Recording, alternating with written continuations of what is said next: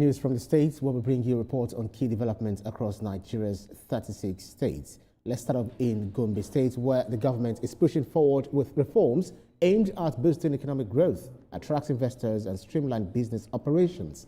The plan was unveiled at a public-private workshop in the state by the governor, Inuwa Yahya. Lanre Adeyemi has details. It is a vision for private sector-led sustainable development and wealth creation with strong government backing. The Gombe State 2026 Business Enabling Reform Action Plan, BERAP, is designed to sustain Gombe's top ranking in the ease of doing business, outlining 9 key reforms to further improve its business environment. Key reforms include streamlining regulations and removing obstacles slowing down investment and entrepreneurship. There are offers to set up a one-stop shop between relevant stakeholders for a less bureaucratic model that will enhance legal enforcement to support a fair and efficient business climate, conducive to all actors.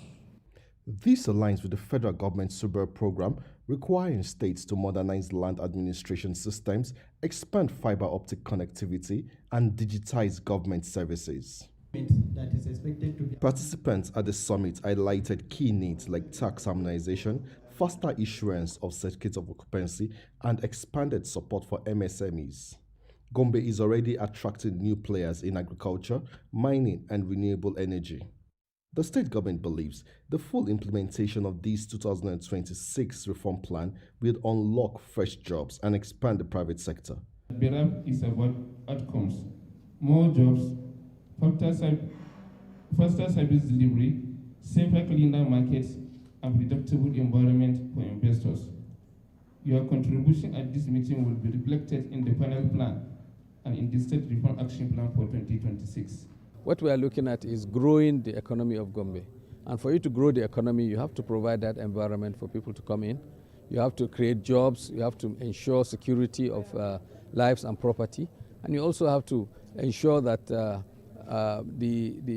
incentives that government provides also meet the expectations of the business community.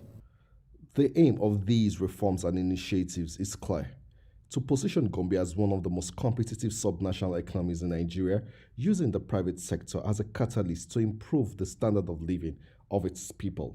Lanre Adeyemi, TVC News, Gombe. And TVC's Lanre Adeyemi joins me on News from the State. Lanre, from what you saw at the public-private workshop, how would you describe the atmosphere? Was the unveiling of the BERAP framed as a continuation of Gombe's achievements or as a bold reset of the state's economic direction? It was full of excitement. Many of these stakeholders were present from the government side and from the private sector side. We're all in agreement that Gombe State needs to build on what it has already, foundations has already laid. It's won already twice as the best state in the ease of doing business, which is one of the yardsticks that the federal government and the World Bank use to assess each subnational government in its system that's put in place to encourage businesses.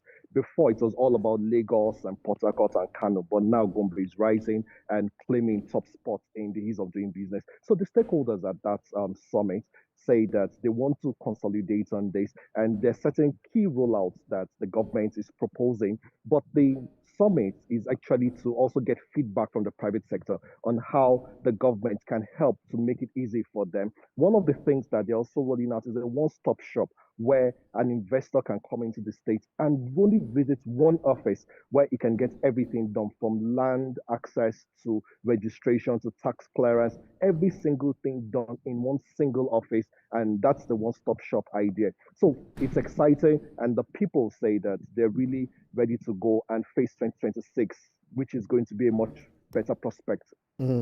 So Gombe has consistently ranked top in national competitiveness surveys.